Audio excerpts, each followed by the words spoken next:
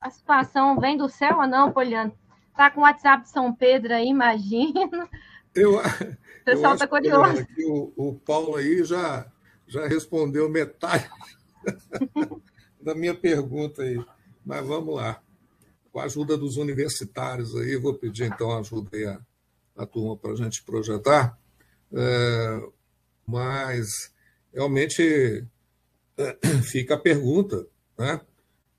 Porque a gente tem visto todo mundo, né? Autoridades, poder público e tudo, né? Existe um certo discurso, e como o Paulo terminou a fala dele aí, uma certa falácia, né?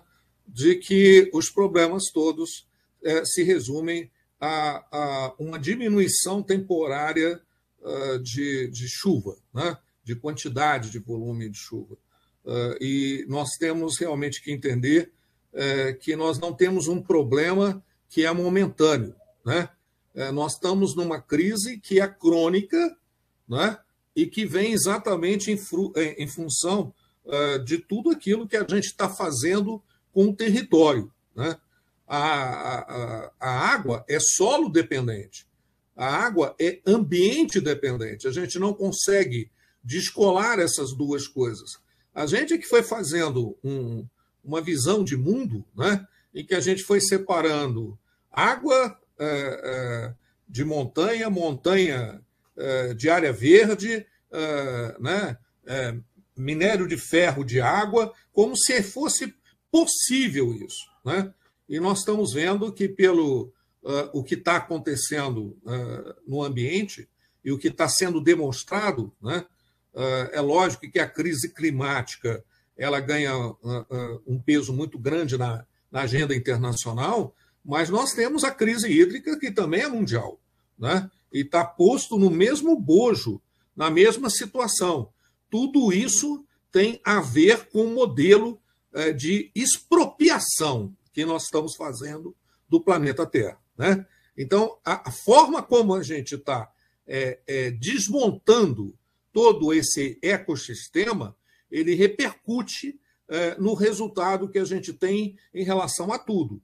A questão da água, a questão do clima, a questão da biodiversidade. Então, nós não temos uma perda de um elemento, nós temos uma perda global, né? É como se nós tivéssemos entrado numa doença crônica, né? E cada hora você vai perdendo uma coisa, né?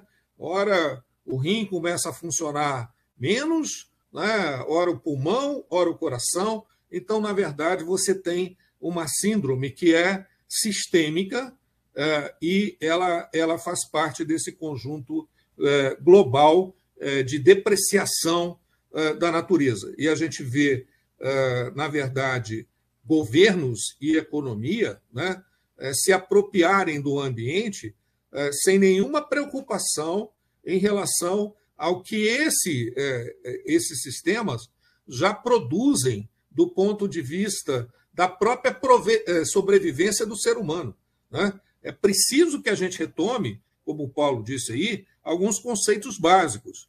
E um é o seguinte: o ser humano é uma espécie como qualquer outra dentro do planeta Terra. Nós dependemos de condições absolutamente básicas, né, como água, oxigênio, biodiversidade, para a nossa sobrevivência nesse planeta. Então, é preciso que a gente entenda isso. Pode passar o próximo aí, por favor, para a gente projetando. Eu não vou reforçar essa questão do ciclo da água, que eu acho que o Paulo já explorou muito bem isso, né? Essa questão da distribuição da água eu queria chamar a atenção, né? Que nós temos né? Nós temos sempre a discussão de que o Brasil é um dos países que tem maior reserva de água doce do planeta. É verdade. Só que nós temos um problema, né? A nossa maior bacia, né? Nosso maior volume de água doce está na região norte, onde você tem quase que 60% da água doce do país, mas você só tem 7% da população brasileira.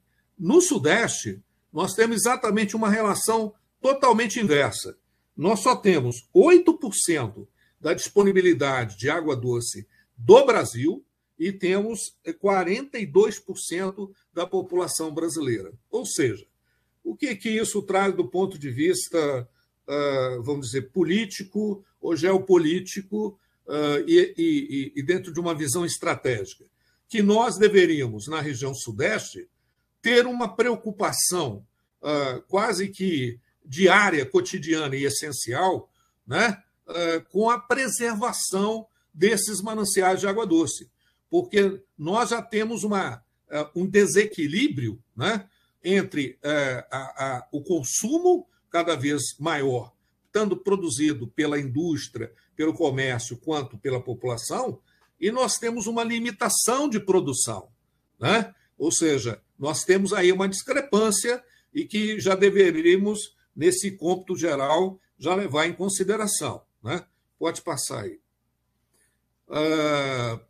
E aí, esse ano, em mais ou menos um mês, foi o Mapa Bioma, né, mostrou que nos últimos cerca de 30 anos no Brasil, a gente perdeu 15% da superfície hídrica do país. E quando nós estamos falando de superfície hídrica, entenda-se, não só, porque normalmente quando todo mundo pensa em rio, né, todo mundo pensa na calha, né, a água que tem naquela calha. Então a gente vê a visão de todo mundo quanto é que nós vamos tirar de água da calha, quanto que nós vamos outorgar da calha, né? Mas ninguém pensa, né, que uma superfície hídrica não é só calha, né?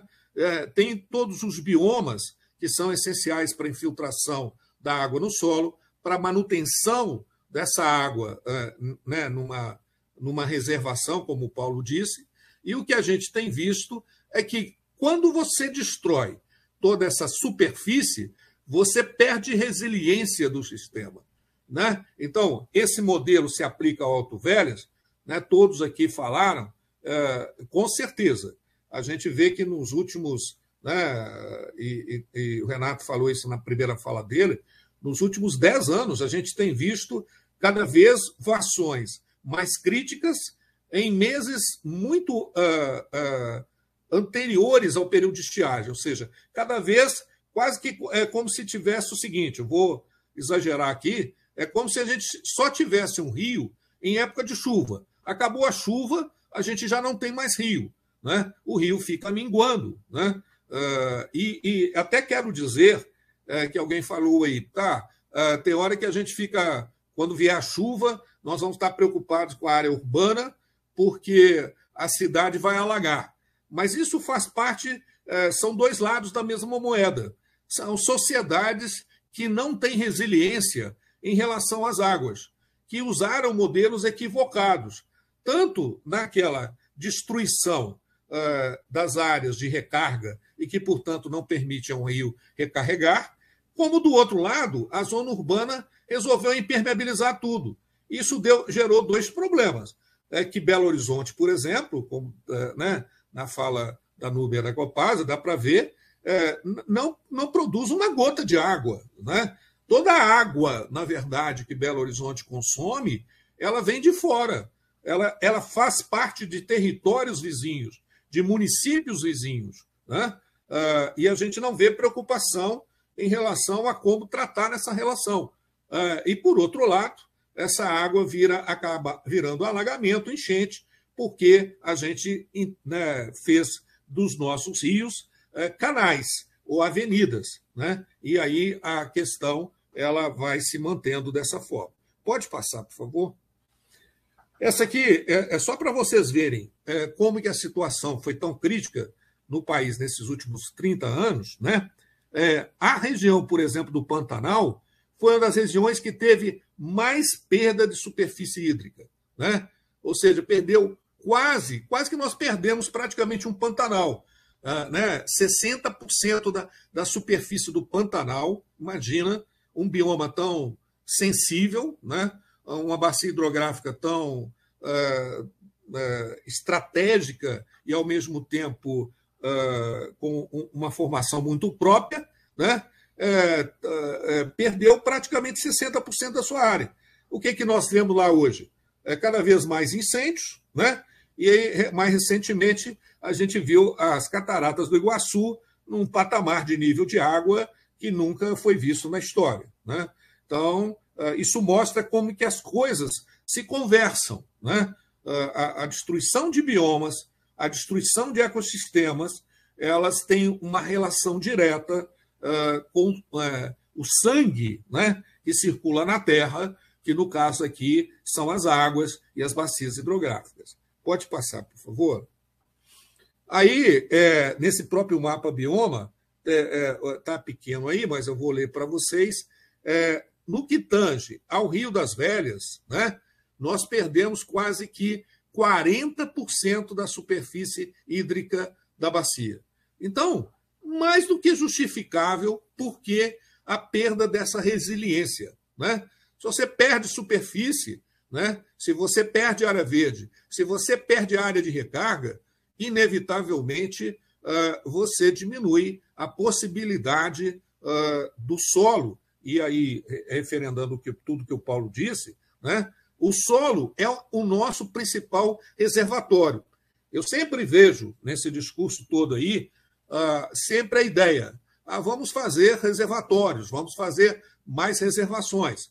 Tudo bem, ele tem o seu papel, mas pensa hoje, no Brasil, quantos reservatórios hoje que nós temos que estão totalmente sem água, em nível crítico. Então, pensar só nas estruturas de concreto, sem pensar no modelo de produção natural de água, é um equívoco nesse desenho, né?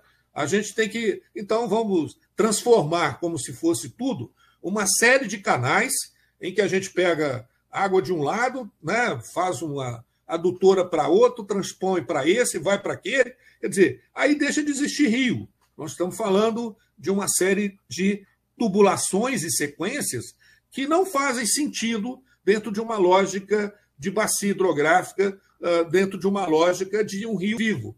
E nós, aqui, enquanto comitê, né, nós defendemos uma lógica que o rio é importante não só para o consumo humano, mas por todos os outros usos, a dessedentação de animais que você tem ao longo do rio, né, a biodiversidade aquática, né, toda essa riqueza de biodiversidade faz parte do ecossistema, né?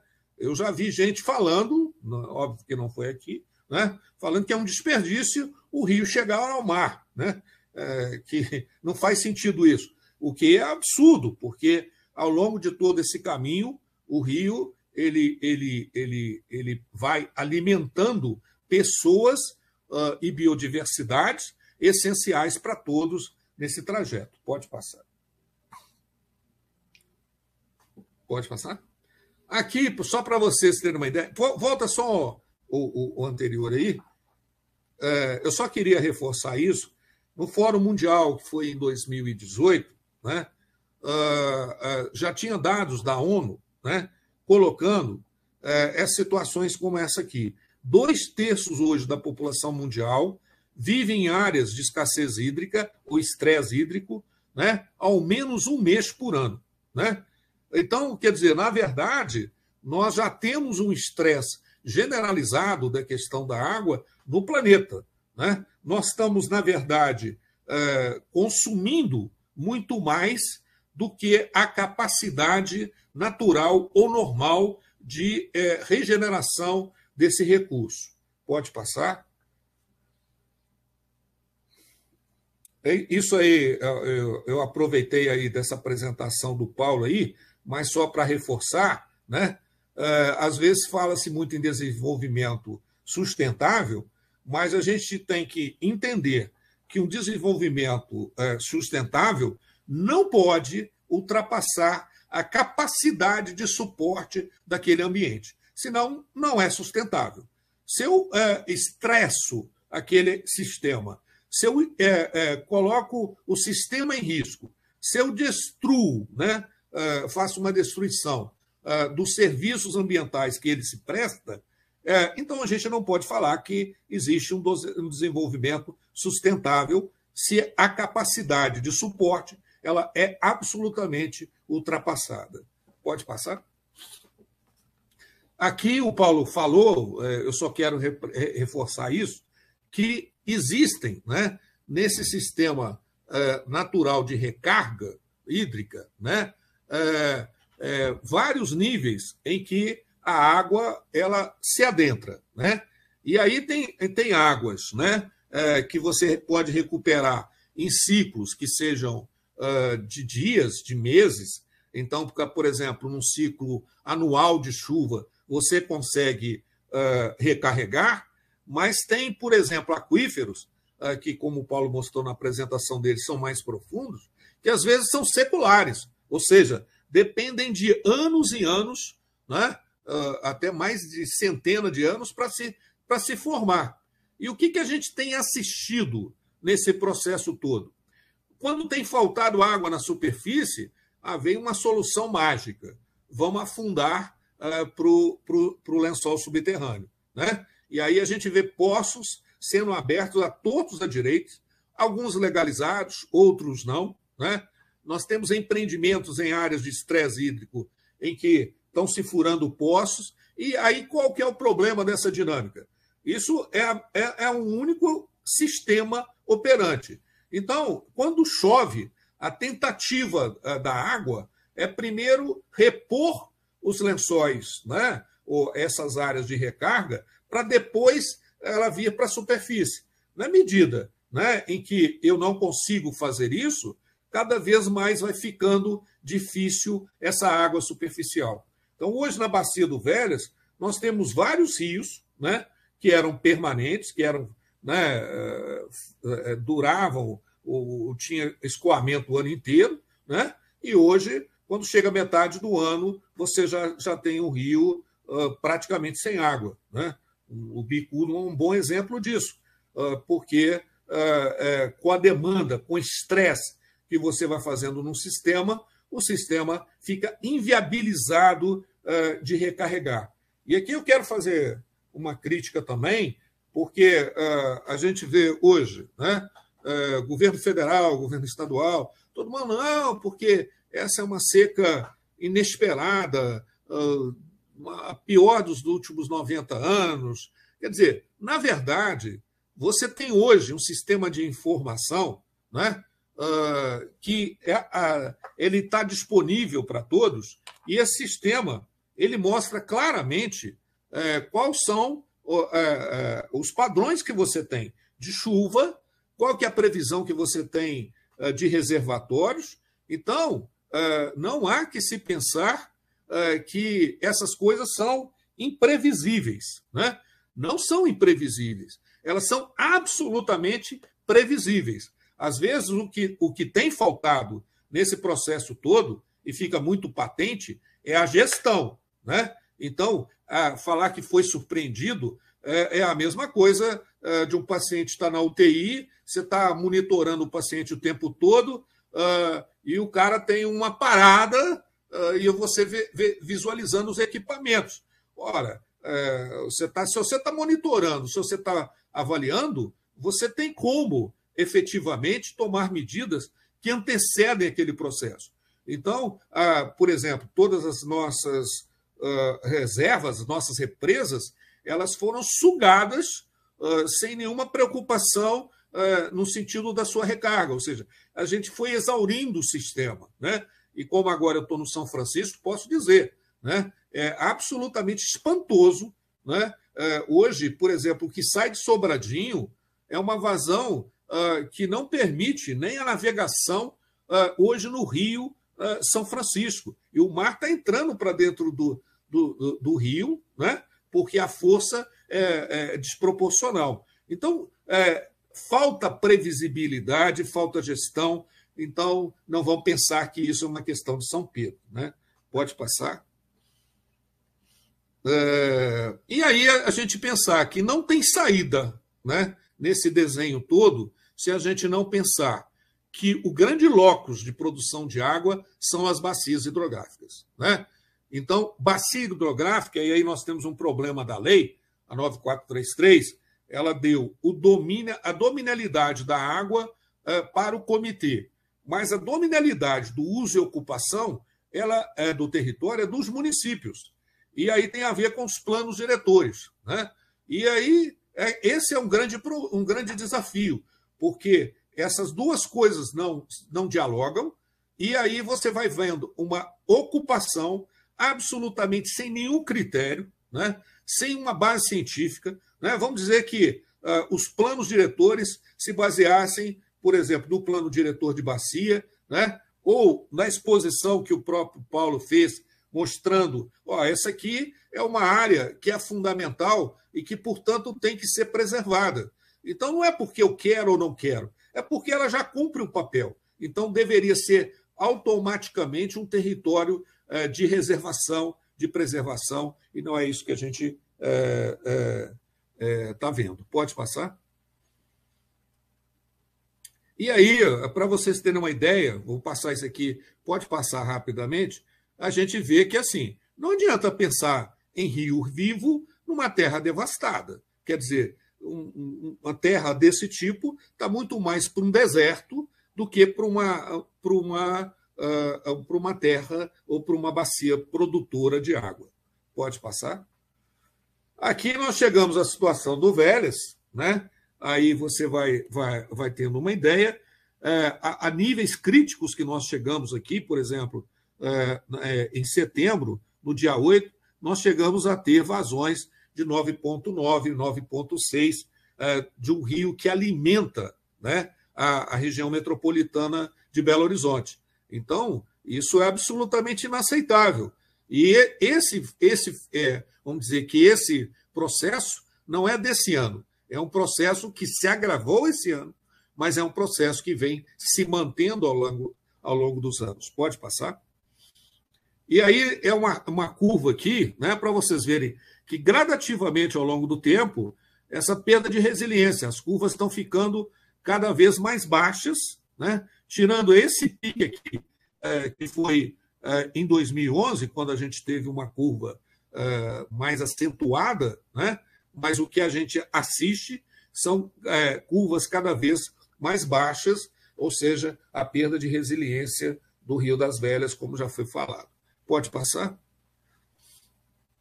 Pode passar esse também, que é um pouco repetição desse aí. E aí a gente vê cenários desse aí, né?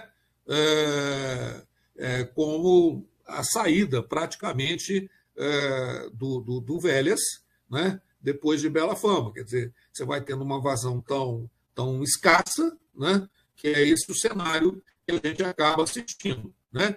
E aí é preciso lembrar que Belo Horizonte ainda tem uma parte significativa de esgoto não tratado e que, portanto, essa vazão que sai ou que a gente deixa para o rio não é suficiente para fazer uma autodepuração. E aí, na sequência, a gente vai ter a presença de cianobactéria, de eutrofização, o rio fica verde. E aí, veja bem, você não tem um problema só Alto Vélez, você tem um problema de bacia hidrográfica, né? Porque isso gera uma contaminação sistêmica ou uma poluição que se transfere para diante. Pode passar? Pode passar. Essa aí já está bem batida, mostrando essas bacias de abastecimento. Também Bela Fama, pode passar. Eu vou acelerar aqui porque algumas coisas já foram faladas. Isso aí que o Paulo expôs também, né? Que a gente tem que entender que a água da calha do Vélez ele é fruto, né, exatamente de todas essas áreas de recarga que, seja Gandarela, seja Moeda, seja Serra do Curral, né, e por incrível que pareça, todas essas áreas de recarga hoje elas estão sob ameaça, né? Não deveriam estar, né, mas estão, embora a gente esteja vivendo uma crise e uma escassez hídrica visível para todos, né? E todos deveriam estar cientes no sentido de contribuir nesse processo, né? Pode passar. Pode passar. Lembrando isso aí, quer dizer, eu quero até ampliar essa visão de água e de rio, né? Porque fica parecendo que água é só para nós, né? Mas, na verdade, a gente, seja do comitê, seja do Projeto Manausão, a gente entende que a água é um elemento da vida, né? Então, não somos só nós, não. Você tem toda uma biodiversidade, né, que depende da necessidade, da quantidade e da qualidade dessa água. Então, para nós, os usos múltiplos da água é fundamental, inclusive até a recreação, até o nadar com ele. Né? Pode passar? Pode passar. Aqui, para a gente ver a importância, até pontuando ou dando exemplo do que o Paulo disse, a riqueza hídrica, como, por exemplo, a região da Serra da Moeda. Pode passar agora na sequência para mim? Pode passar? Aqui vocês vão ver, eu vou mandar passar, só um minutinho, passar mais rapidamente. Aqui, volta um slide aí, só para a gente ver. Isso é uma coisa simples que a gente pegou do Google. Né? Então, em 1985, dá para ver claramente aqui esse recorte aqui, que é quase a formação de um peixe, né? Ou se você quiser imaginar também, um grande coração aqui jogando água, tanto para a bacia do Velhas quanto para a bacia do Paraopeba. Então, veja bem, isso aqui tudo era praticamente um sinclinal intacto, em 85. Tá? Vamos ver na sequência, aqui em 2000, você já vê várias imagens já relacionadas à exploração dessas áreas, pode passar. 2010, esse aqui aumenta, né? 2018, nós já estamos nesse patamar aqui, né? 2016, pode passar.